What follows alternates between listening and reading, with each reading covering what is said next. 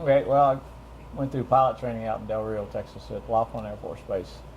And from there, I wanted to get to Vietnam. Obviously, in '67, '68, it was the time frame where the war was going hot and heavy, and I was a bachelor, so I wanted to get over there as soon as I could. Uh, I could have had a backseat at 4 out of pilot training, but it was a personnel guy said it's 3 years to the front seat. If you go to Vietnam, you get your first choice of aircraft coming back, and you're there for a year. So I figured I can get to the front seat of the F4 faster by going to Vietnam, taking something than I could staying in the back seat. So I found out a Caribou was over there was of what the airplanes I had in my class to get. So I took that and went through Caribou training. They cut that down from 6 weeks to 4 weeks. They waived survival school and they sent our group over because they needed pilots. We went through Clark and then on over. So I did my first tour in Caribous out of Cameron Bay, and then asked for a second tour, volunteered for a second tour when that one was up, and the personnel guy said, no, you're going to be a Caribou instructor back in the States. And I said, I really don't want to do that. So I wrote Director of Personnel a letter at TAC headquarters, not knowing anybody as a lieutenant, and just said, I've been over here for a year. I was told I could get my first choice of airplane after the tour. And that's not happening, so I'd like, if I can't get a jet fighter, how about a prop airplane that drops bombs and shoots guns, and I understand A-26 does that, and I'm requesting one of those, and I got a letter back from personnel saying you've been reassigned to A-26s at England Air Force Base. Go there for training, and then you can come back and do your second tour. So that's pretty much takes us into England Air Force Base where my training started, and that's where I met up with Gus. And what was there, eight guys in our class, something like that, 8 or 9 guys in our class that was going through it at that time. Of course, none of us knew each other, I don't think, at the time. And so as far as getting together, they at some point in our training, early on in our training, they just said, either y'all can pick your partner or we'll pick them for you. And just from sitting in the class like we had for a couple of days there, it was obvious to me that Gus was the only one that I wanted to be paired up with, because he and I just had that personality that seemed to fit, and I liked his attitude and so forth, and I thought we would mesh together pretty good. And so that was, when we got paired up, that was great for me. So your turn. I went out of college. At college, I'd taken a couple years of ROTC, but I moved to a different college that didn't have the ROTC, and so I kind of dropped out of there. Then after college, I got inducted in the Army. So I wrote a letter and said, look, I'll give you the 6 or 8 years if you'll send me to flight school, because that's really what I wanted to do, was to fly. And so they made a couple of phone calls, says, sure, well, as long as we get you for 2 years, if you want to go in, and we'll send you to flight school. However, pilot school slots are full, so we'll send you to the nav school if you want to fly. And I says, I want to fly. So I went to nav school. They said, okay, well, after 3 years of service, you can apply to pilot school. So anyway, I went to nav school down in Harlingen, Texas, and then went to Mather, got into B-52 systems at Mather, and applied to be an instructor there. And I stayed there as an instructor for about 3 years. Applied to pilot school, and they said, oh, you're going to be too old. Sorry. So from there, I got transferred to Turkey, insular Turkey, into C-118s, and I was a line navigator, and we flew throughout Europe and the Mideast. Great time. And then was transferred to Langley Air Force Base. I was General Woolnough. He was the Continental Army commander he was commander for Continental Army. And he had a plushed up C-118, and we toured the world with him. And one of my jobs there was to conduct the pilot and the navigator's annual refresher training. And one of the navigators came in, and he was pretty unhappy. And I says, why are you unhappy? And he says, well, I had an A-26 slot, but they've moved me to a 123. And he threw out the pictures of the A-26, and it showed a co-pilot slot. I says, oh, really? Well, that's too bad. So I called personnel, and I says, I think you have a vacant slot for an A-26 co-pilot. And they says, well, how do you know that? I says, well, guy just told he was going into 123s, and he thought he was going to go into 26s. and I'd like to volunteer for that. So that gave me a chance to get at some controls. It gave me a chance to get into some combat. And he says, you talked to your wife about that? And I said, oh yeah, you bet. I've sure talked to her. Well, he lived not very far from me, and he went home. He says, hey, so Bruce is going to go in at A-26s. And she says, what? We'd been back from Turkey for just barely a year, and about 10 months, I think. Anyway, so personnel cut the orders, and I went to England. And Tim kind of said it right. For whatever it was, you know, he's just such a great guy, and our personalities melded really nice. And I said, there's the stick. That's the one I want to fly with. And so we went through the training, and then I went off to Clark, went through Jungle Survival School there, and on to NKP. When did you two arrive at NKP? Gus got there before I did because he went straight over out of the training, and I had not been to, the first time I went over, I had not been to survival training. So they caught up with me and said, you need to go to survival training before you go over. So I got diverted to, after A-26 training, to Washington to survival training, and then I went over. So there was a gap, a couple of weeks there that he was there before I was. Did you fly with other people and get familiar with the trail before he showed up? Just barely. We got orientation right. As soon as we hit the ground, you know, they wanted to get us ready. So we were supposed to fly with someone else, an experienced someone there. So I had one or two rides. I call them introduction rides.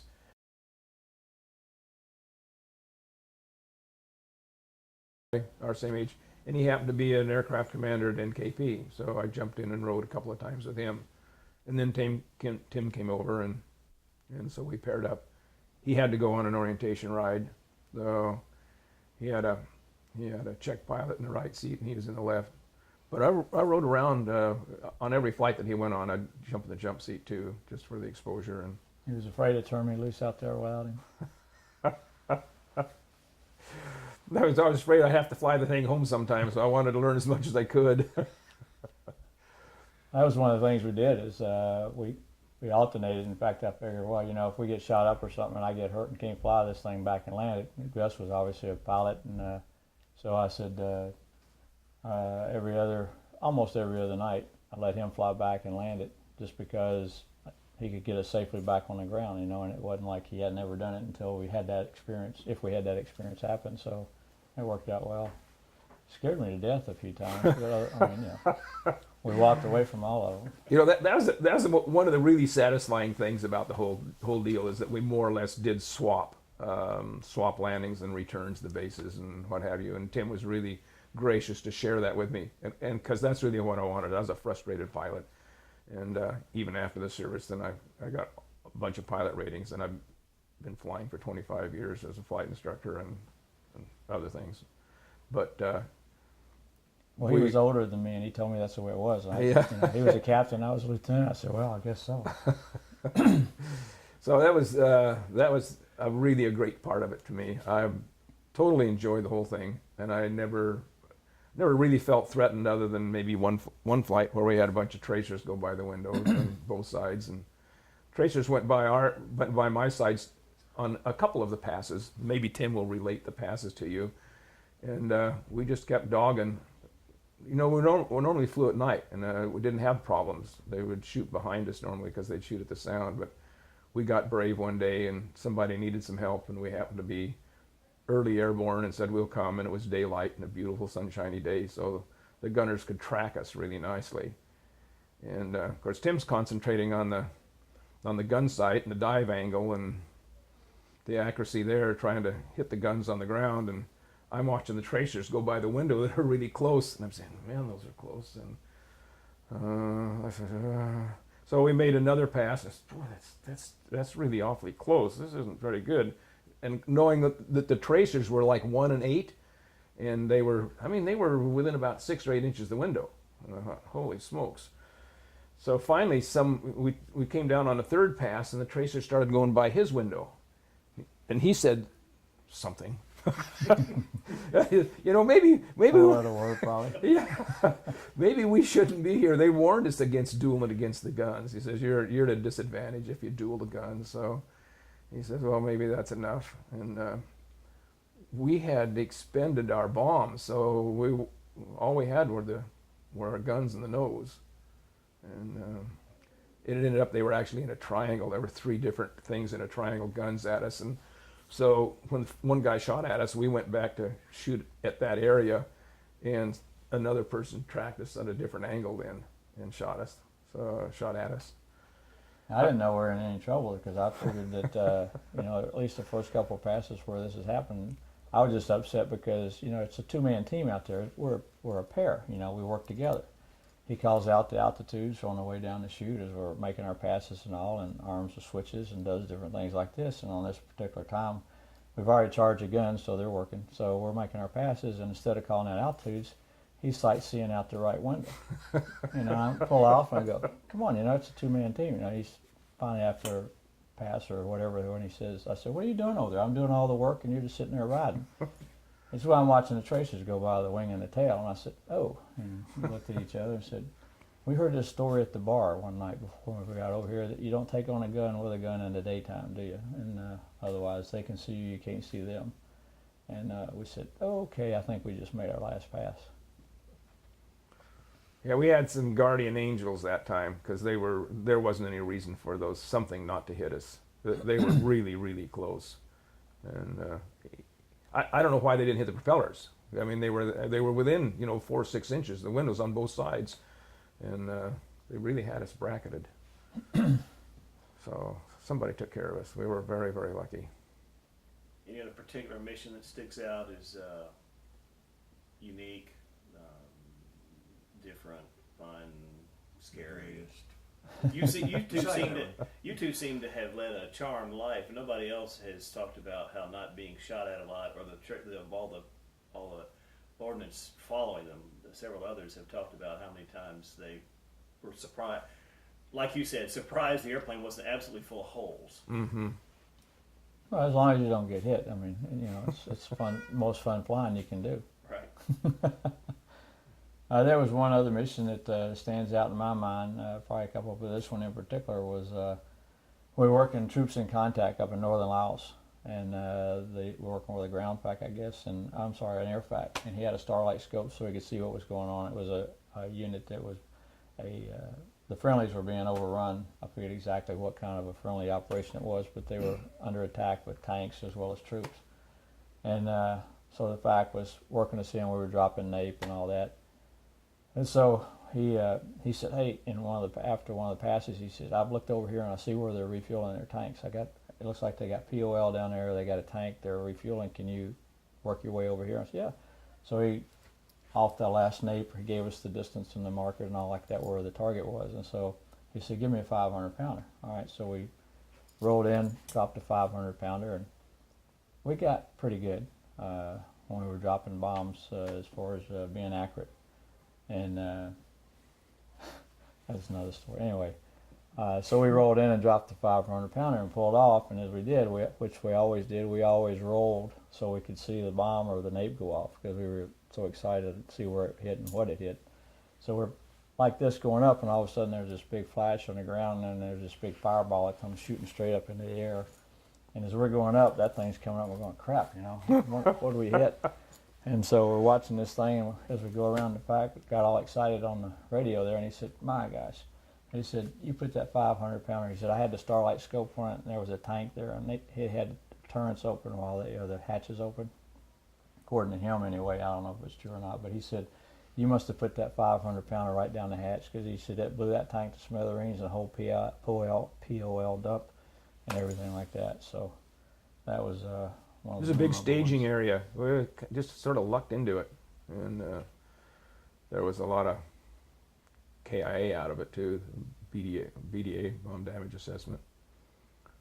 Yeah. And the one where the fact told us we were working with nape, and we had a couple of nape. We put out nape down there, and he says, "Okay, why don't you put what's your correction off that?" He said, "Well, really, you're pretty much right on. Just put a 500-pounder down there.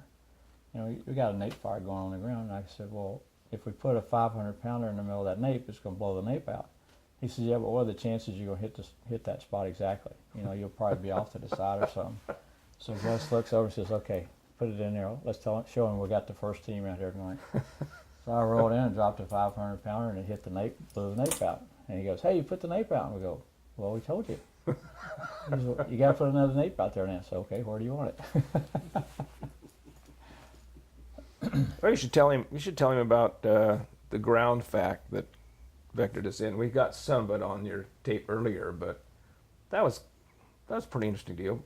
Late at night, dark, and they sent us out to a ground fact that was close to the enemy, really close to the enemy. And he says we had a time to be there and coordinates to meet.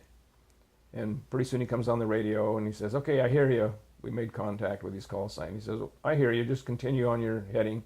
He says, "I'm going to wave a flashlight out here, and see if you see the flashlight, you'll find me." And I'll let you tell the rest of it. Well, we got in the area, and we picked up where the fact was, and so he said, "I need a 500 pounder. I'm pretty close to the enemy forces or whatever that he wants us to hit," and he gave us the target, where the target was, and said, "Put a 500 pounder down there." So we rolled in, dropped, came off, and as soon as I dropped, because of my parameters, I knew that it was going to be a little bit long. And so as we pulled up, like, "Oh, that's a little bit long," and so we go back up to our perch, and we're waiting. Usually the fact comes on as soon as the ordnance hits the ground. It give you, okay, that's here, correct off of that, so many meters, whatever. And so we waited, nothing on the radio, and nothing. And so we called him. I forget the call sign, White Rose or something like that. We said, "Hey, White Rose, Nimrod. White Rose, Nimrod." And we called him 2 or 3 times on the radio, and nothing. And we looked at each other and go, "Crap." We hit the pack.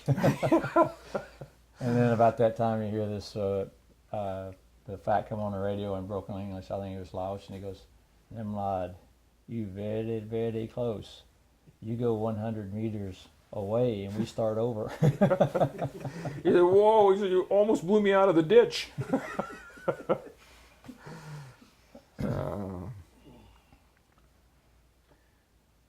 We used to tape all our missions on little cassette tapes, and we would, however long it was, we'd tape the mission and then go back to the NKP, land, go to the bar, grab some drinks, and grab our tape recorder and go sit there and plug in the tape and play the whole mission all over again. Sit there and just yuck it up or whatever. Listen to how we did the mission and what was going on. I wonder if any of those have survived.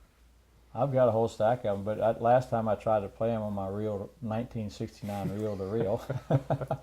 I don't know if it's the reel-to-reel that's messing up or if it's the tape that's messed up, but it seemed to play both sides of it at one time. But so I listened to a little bit of it and I didn't do it. I haven't tried it again since then. Okay, there's 2-track and 4-track reel-to-reels. I have access to both of those maybe one day. Well, I mean, I got I don't know, 5 or 6 Yeah. tapes with our missions on there. I may have some too. Some of them are kind of ridiculous, but I'm happy to share them with you, and you can edit them how you want to. Yeah, somebody's listened to them back when you could hear them, and they said, "Y'all were out there getting shot at? It sounds like you're at a carnival or something up there, going around. You're at the circus." We had a pretty good time when we brought the airplanes back. Tim and I were fortunate enough to get paired up and selected to be part of the team that brought the airplanes back to Davis-Monthan after they phased them out. Talk about that trip home. Do you remember any of it? There were some shenanigans on the way home, wasn't there? What's the statute of limitations? Something about Nimrod stencils and spray paint, maybe. Oh, I know. I mean, I'm just thinking about how much I want to say. When we left Clark Air Base, we went over. Everybody got recurrent, and then we took off in three ship cells.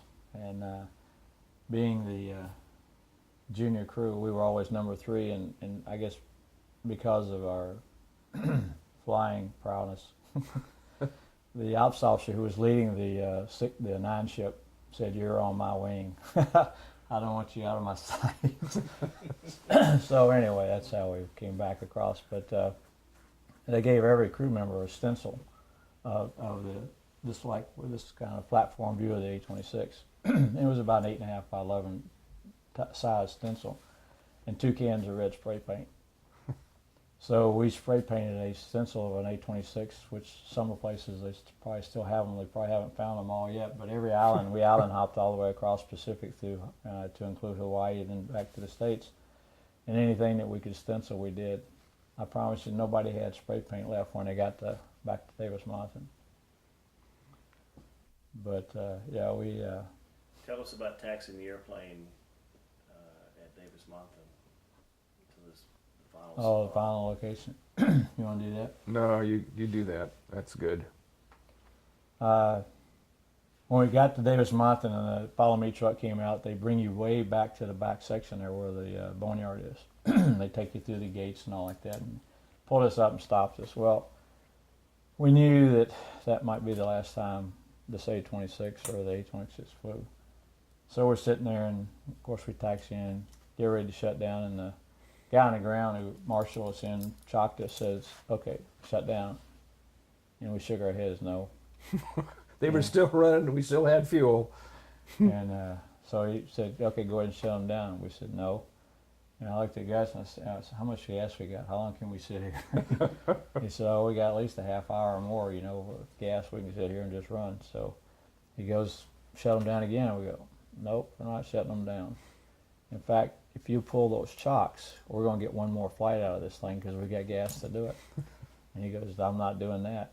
And so anyway, he finally just went like this and walked off and left us sitting there. We just sat there. I don't know how long we sat there, just kind of reminiscing a little bit, and until we finally said, "Okay, I guess we ought to shut them down." That was a sad time. We were coming across the pond there and island hopping, and we landed at it was either Midway or Guam, one of the places there. Tom Bain was he was flying one back, wasn't he? I know Russell was there. I'm not sure about Bame. Uh, I think so. I think we got paired up. Somehow or another, we had some maintenance issues. The airplanes were lined up along the ramp there. And so as we took off, the ops officer had a problem. And so Bame and I, he was 2, we were 3.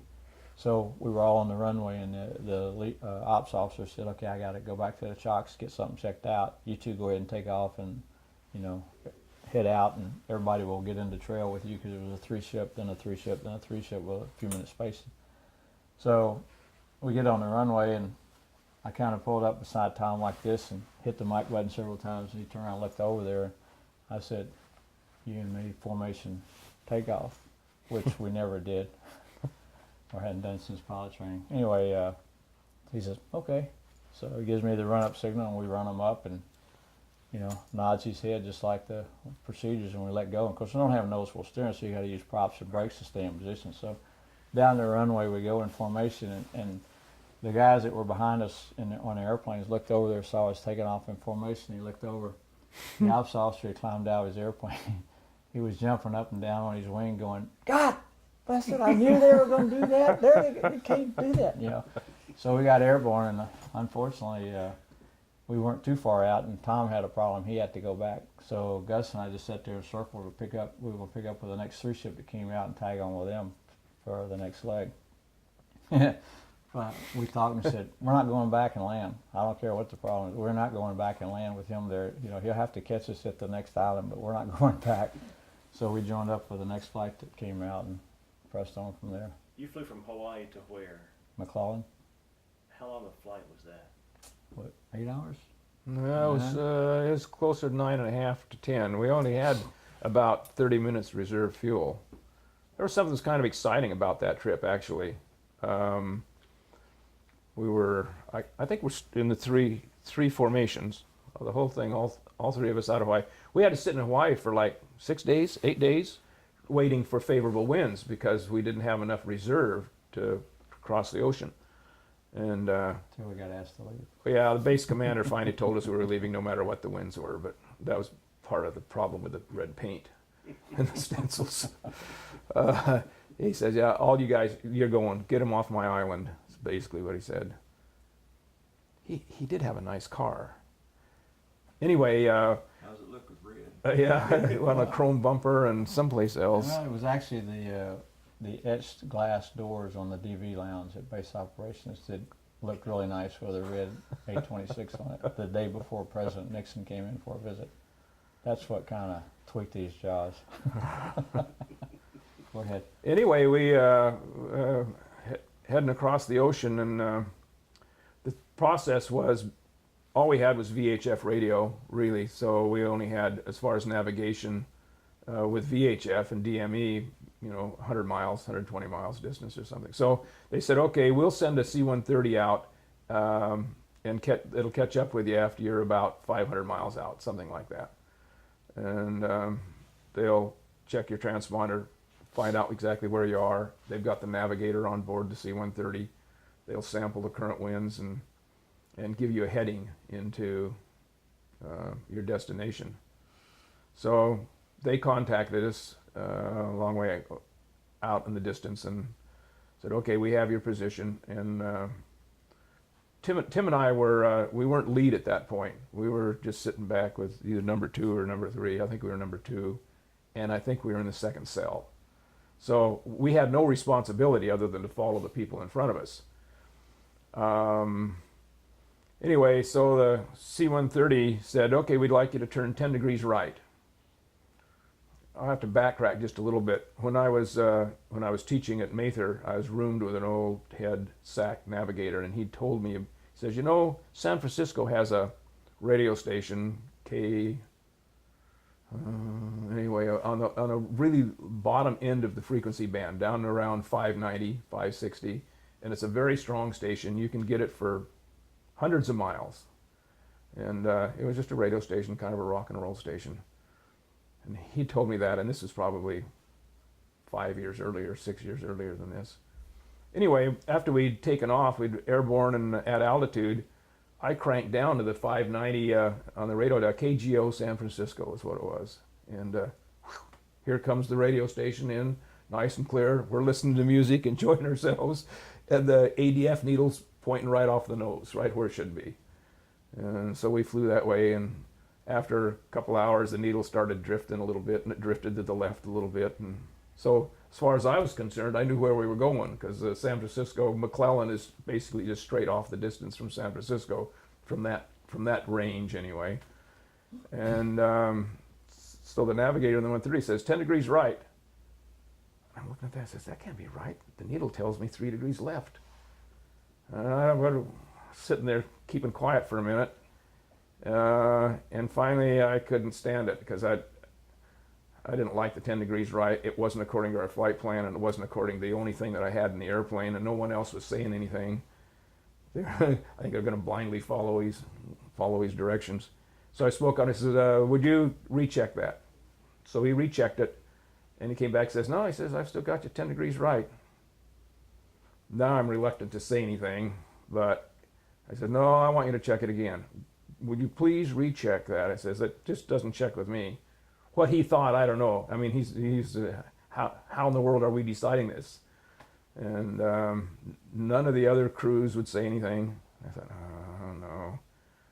So I asked him again. I says, you've got to recheck that. I says, it just doesn't check. And I wasn't going to tell him why it didn't check. But pretty soon he said, okay, he says, you're going into Los Angeles, right? I says, no, we're going to McClellan. He says, 3 degrees left. We would not have made it with our fuel reserves. I don't think we'd have made Los Angeles, because the way the coastline goes down, it sits another couple hundred miles east of McClellan, and I think we'd been in the drink. So he had the wrong destination. Yeah, yeah. And so it was that fluke of having a roommate that one time said something about, here's something you can use in a pinch, and then, sort of not being too shy, I guess, but this didn't compute. And so you were using a radio station as an ADF. Yeah, KGO San Francisco. We may look stupid, but we're not. Yeah. And we do have a lucky star. You aren't kidding. Yeah, I think my mom told us after we got back and would talk about some of these things. She says, you wore out all your angels. She said, you wore out your good luck angels. So how old were you, Tim, in Indian campaign? Well, it was in '69. I was born in 4 years. I was 26. And Gus? I think I'm 6 years older. I think. So you were 32? Yeah. So you were lieutenant captain? Mm-hmm. You have some questions, Mr. Reynolds? Well, since I wasn't here at the beginning, I didn't catch 5 minutes. the opening. I they told us what they did in the Air Force before, and how they got assigned to the A-26, and then we were talking about arriving at NKP. Gus got there a couple weeks earlier because Tim was skipped out of survival training the first deployment, so they made him go back to survival training before they let him go back the second time. So Gus had a week, 2 weeks. About 2 weeks. Yeah, 10 days. Tim talked about how Tim and Gus met at school in England and just naturally paired up. Yeah, that was a great thing. There's no doubt when as I interchanged with all the other crew members, there was no doubt in my mind. I went to Tim and I says, I really would like to fly with you. And I says, let's pair up. I said, I really liked the way he flew and his demeanor and his capabilities. I recognized those right away. So he was the maverick of the outfit.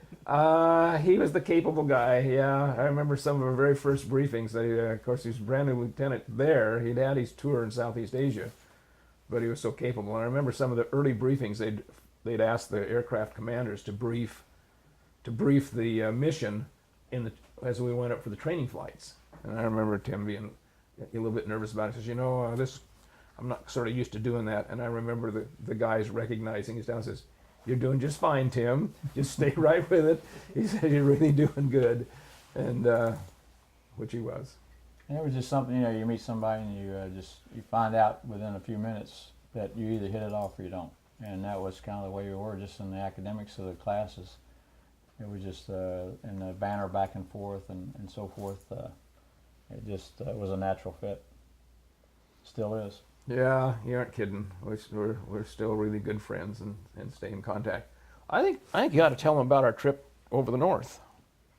I don't think we have time. Okay. Briefly tell us what you did after. What impact did your Nimrod experience have on your subsequent careers? Well, it was one of the best assignments I ever had in the Air Force. And I was one of the firefighters, and this was, at that time, as close as I could get. So, I mean, it was really a great deal, right? A great assignment for me. And the impact it had on the rest of my career, when I went to the A-10s, and when I got there, and as the airplane became more sophisticated with INS and stuff like this, I forced my squadron. When I was an A-10 squadron commander at Myrtle Beach, and I would have my guys turn their magic off and make them go out and use manual weapons deliveries. And they kept saying, wow, we got all this fancy stuff. I said, yeah, when that goes out, what are you going to use? So I guess because of having to use a manual system in the A-26, I thought it was important that they learn how to do it in case they ended up in that situation. They weren't going to board an airplane or a combat mission because the magic didn't work, So I guess that was one thing. I said, if you can do it the way we used to do it, then you can do it, with the magic. But and that proved several times to work out pretty good. Those red stencils ever come back to haunt you? No, No, not yet. Thank goodness. The biggest impact it had on me was mentally, is that I'd always wanted to fly. I'd always wanted to be up in the front instead of navigating. Though I did enjoy the navigating, I enjoyed my whole career, but it did give me it placated me. It gave me the satisfaction. Says, okay, I can contend with the rest of it without any problem if I don't ever get in the right seat that way as far as the Air Force is concerned. And I'm sure that it helped my career as far as having a combat tour, Southeast Asia combat tour. I ended up going into B-52s and spending another couple of years over there in B-52s, and went on the Ho Chi Minh Trail. I was in the December '72 raids, the Arc-Light Christmas raids, which ended up as a direct result of those bombing Hanoi in that 11-day war. They released the POWs, so that was a big personal satisfaction that way. But I was stationed at Utapao and Guam in B-52s, and I think it helped me with the career. I ended up being an executive officer for a while, and then I became a squadron commander and a base vice commander. So I think it all kind of fit in. Certainly helped my career. It's very, very memorable. I just really like the activity and like the airplane.